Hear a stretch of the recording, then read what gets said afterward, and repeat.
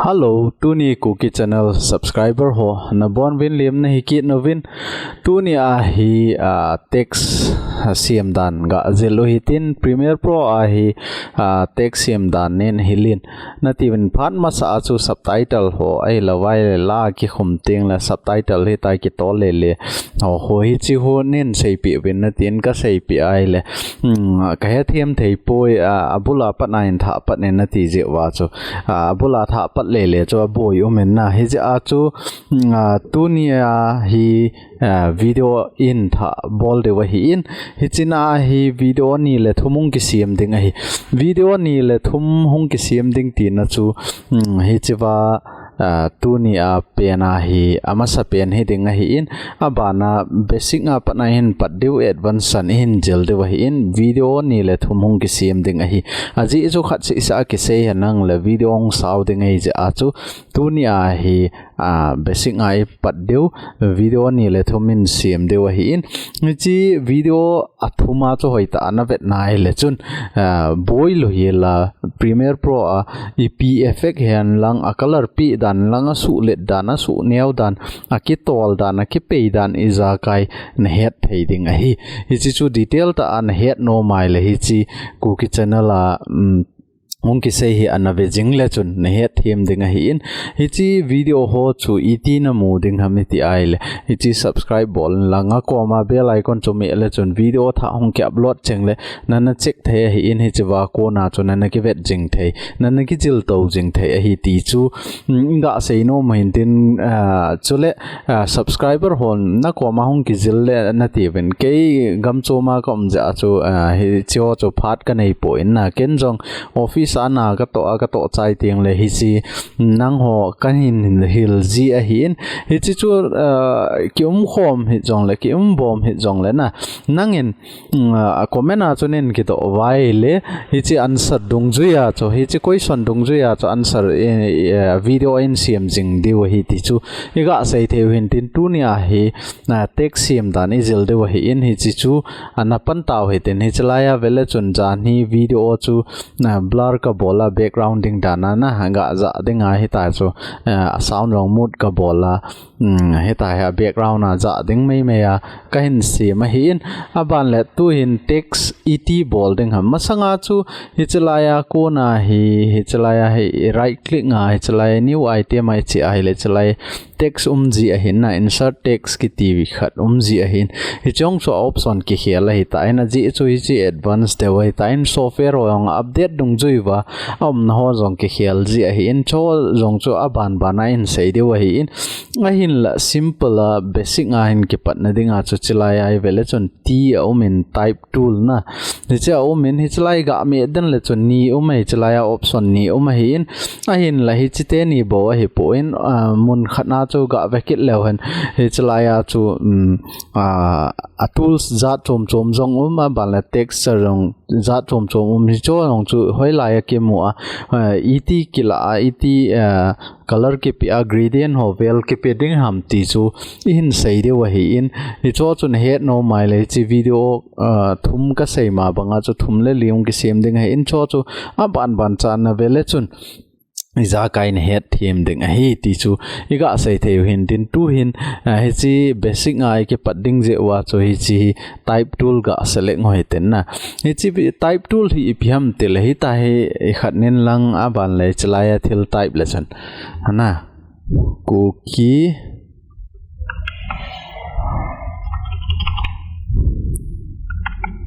channel na Cookie Channel ga teutin aban ting le hi chi selection tool hi na select ji ding a hi itiam khatnai chlai na chi khel na chi nom chlai chi khel lowa bailam ta hi chi select jeng hana ti ai la v na mi ji ding a hi na keyboard na aban le hi tai na type ding a hi in a hin la khat pa hi vertical type tool ki te pa hi ep ki seinam te le lai ga click hoiten to a hi Cookie Channel ga type kit le han Cookie Channel namu thei ta wa ta chu vi ga me le chen selection tool hung ding a hin chalai he na che pa he v a he che pa he vele chon to a he Cookie Channel a he che na le cookie channel chi khal khat ga sunio hitin aji cho screen in a dol lo za cho hita he ai khat langa chi ding anoi langa chi ding na ti ai le chon hita na mi ding a hi in a hin la itiam khat na nangin avai langa chi ding na ti ai le chon type tool na mi ding a hi na hi chu pai vertical kiti a hi in aban le pai normal na hi pai normal a hi tai horizontal a ke tai ma hi chu het hem deu ka ta sanin hi chi ga delete no hetin aban le hi pai hi a edit ding dan ho zong in jil de wai hi pai to a hi tai thil na type zo ting le adan chu edit na bol nom tai tu te na edit na bol no mai le hi ba ko na hi na su le no ma le hi tai na su le the hin a hin la hi chlaya ko na hi na mouse hi la ya he ko in lang he tin sulin le chon vet le chon na ji lang ha le jo chona avei langa ho ki chon lo chu pg annam ti ai le ni chlaya alum pa khona mu thei deu ka ta sanin hi che alum pa khoilaya he om ja cho hi che langai ke tol hi in a hin la alaya pana hi tai ka su le nai la ji langen langa vei lang he jong la alet dan hong ki bang han na ti ai la chun hi che laya chi deu he chi pai he na mo chi wa pa he central align text na ji alignment hi hon hi left langai koi ji wa chu cha alum long hi left langa om hi in a hin la right langa koi in lang hi ti hin right langa koi lang tu hin sulin go le chun hi chi langa sulin go jong le chun na vei langa chi yang ding he aji chu cha alum pa hi ji langwa om ja chu vei langwa hi ta chu len na hi na chi chu na he them deu ka ta sanin atm hana laya patna len ding na te le cha pai na select ding aban le to hi zoom le chan side lang to gela ni ta ho len na ta chu hi in aban le to hi a font scaling en ati ai le hi chlaya na chia hi chlaya ko nai nangin ip fonts na dei ham hi chi dung ju ya chon ki khial thai hi na a fonts na khial thai hi in atm khana na ji langa ai lowal na vei langa ki hin ding na ti ang le chba ko na hin le thai hi in aban le achung langa na ti ai le chi anoi langa na te le hi ta he na le hi chi atm khana nangin het thiamai le chlai click in lai chi dung ju ya ong kho 400 ga ateu te ne ta ong na tai ma hi tai na mi the hi na ni chi chu nang ma thu a hi in nang en hi chi dung ju ya ong chu nei khat the a hi itiam phana uniform loading na ti ai le chi un click ball in lang hi chi zoom le chon na ni chi hu sao to chu na aji chu hi chlaya ko na e hon uniform pa ila do je wa chu hi ta chu ma hi in hi chi vel le chon it's 100 lo cha a size ki bangding ti le chong hi 100 ball ngai cha 100 ball le han to hi a size di ta ta na le it's so hin uniform na ti ai le hi chi na mi ai le chun a scale hi chi scale pa hi sulin jong le chun adung lang avai lang alet dan a neu dan ke bang so ke ding a hi chi chu a hi in abal le hi chi wa hi opacity omen hi chi masking hi na hi chi masking ke bol na hi in bele chun to a hi a text ho ke mutalo hi chlai box sunga ambo ke mu a hi in hi chi phan ma sa ong chu in a sei ta when I animate ding dan na animation 80 bol ding ham ti ho jong in a sei wa hi ta in hi chi chu to a hi chawa pat na me chawa pat na hi ta ong ki tol ding abo na ong do ding aban le hi tai ki nong tol mang ki ding na de ai le hi ti hin koi phot nin lang aban le to a hi chalai masking a hi point na koi ding hi na point na koi ding na koi jo ting le hi chi a timeline hi hal chakhat khin in lang aban le hi chawa ko na hi masking chu hal khat nan hin do ding hi ta hi hin do hi tin chi hal khat na kai let ding he na abona na do sa ngai hitin koi do hitin aban le hi chlaya pat nai chlai chana he abona do ding aban le hi chiwa pat nai chlai chana he mangkit ding na ti ai le hi chiwa hi mas khun ga click kit ding aban le hi chilanga ko na hitai nan nung kai kit ding he na hitai na hin nung kai kit ding hin nung kai kit ne la ban le cha timeline pa he abula chen lang to he ga velo hen na le chi jo gang chana itiam hana mang jep ding na te le chen na su ka ngai chi ki ka dewa na koi ding hetin ki ka thimin koi le chun hong mang zep ta bet ai lo ai le lang pe a khin hoi te hiat the na ding wen na hal khat na khin ka chana chu mang ding ai tai ga vel le hen hita hong ding hita do ding aban le chawa ko na mang kit ding na hi chu masking a ko na hi animation ke bol thei ai na le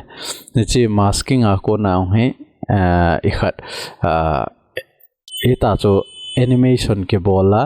aban le ki text nal ta a bol the hi ti chu i ga sei the hin tin to a hi chapa hi ga delete kit na hetin to a hi chi edit ga bol go kit na tin ni chalaya vele chun appearance akitin appearance a ko na hi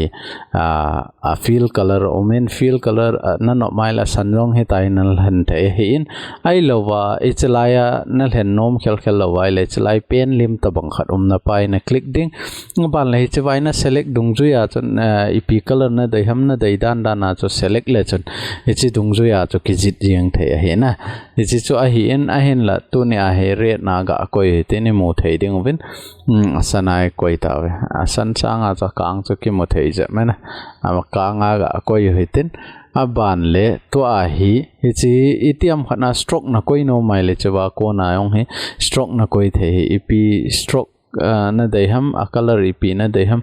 chi dung ju ya chuna koi ding aban le chawa ko na he khat vei me le chuni tai hong ding a hi in a hin le hi tai na kaya jong le chawa ko na cho stroke na chong chu jing the he na dei ai le chi 15 na ga teu 10 15 na set no he 10 to ai pha na sa ta ai le hi tai na koi ding itiam hana shadow na koi no non le chawa ko na shadow na koi the chi opacity hin opacity ti chu hal khat ga zoom len jeb lew hen na mu thei deu hi in hiten ga zoom hiten zoom ting le chi len bi sen chalai la ho chi ho na mo chi pian ho chi ho shadow hi in aban le hi chwa hi vela chon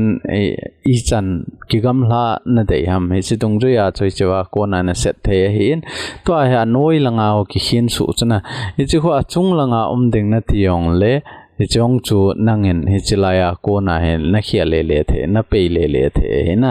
hi chi tung ju ya chon na koi the hin opacity hlom je phen na ti le chwa ko na na su hlom ding hi in aban le hi chi aning ahim dan ho vele cha aninga anung langa shadow pen khu ne ta hi zero na koi le chun him set ding ai chalai hona aning khu kitchen set na do ding ai na in la blur thim ding na ti ai le chun hi tai na khin ding aban le hi chong hi achung lang anoi lang alit dan aniaw dan na hi chu chewa ko na shadow ke pe a hi in hi chu na het them de hi in i cho ong hi effect poimo ta hi ji in hi ji a chu hi chi in sei wa hi in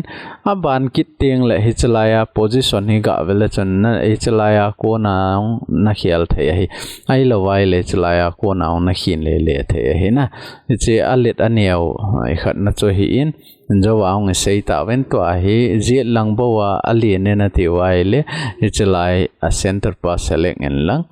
chi a position ga khial hoitin aban le to ai scale ball le chan chena le chong hi film ho ve ho chon het de hi in film ve ho chon hi chi to banga effect jong hi ta yong ki zoom out na aban le ta zoom in zoom out effect jong nal ta pi theu hi na ni chi ho ting chole hi choong hi ki jangji a hin itiam phanai chi rotate ding na ti a ki pe ding na de ai le chun ni chiwa ko na pe the na ichi a key frame ko in lang a key frame dung ju yaung he tai na pe the avet sa na ding in hi chalaya he a key frame hi ta he ding na de ya hi chalaya pat na hi a ki pe dan jat chom kit ding hi ta ho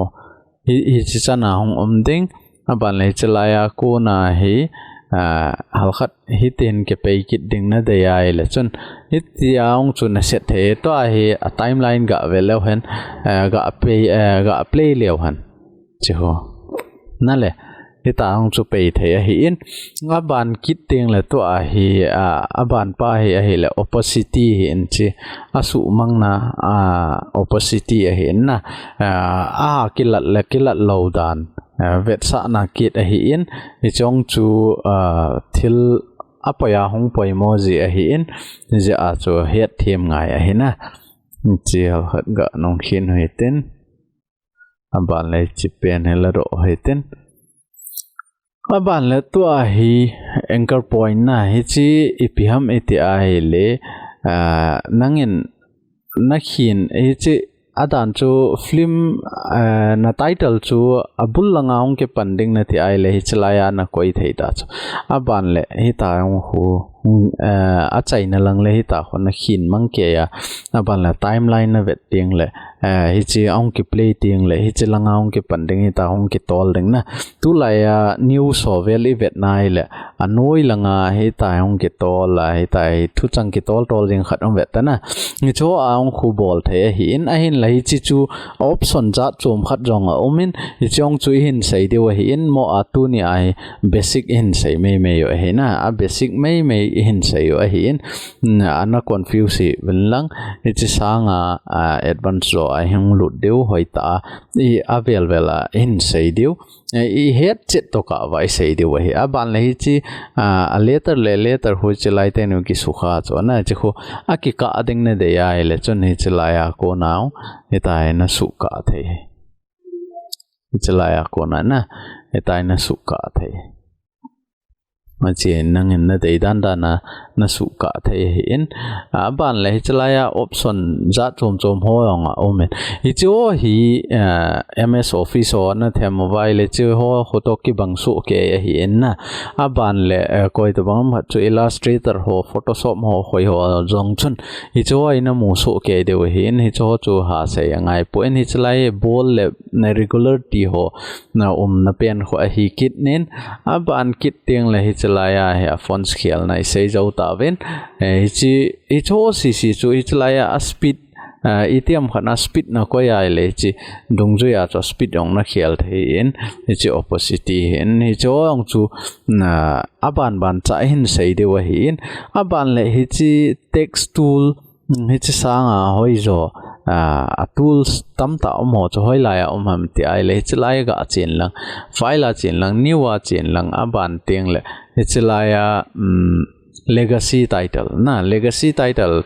click and lang chalaya he nangin a frame izat na dei ham hi si dungju ya chon na ki set thei na ban teng le chalaya okay ga me le chon hi chi hong en tin na chi pop up hong en tin chawa ko na ong he vele chon to ai tools tam ta chana le hi chong hi part type tool hi chi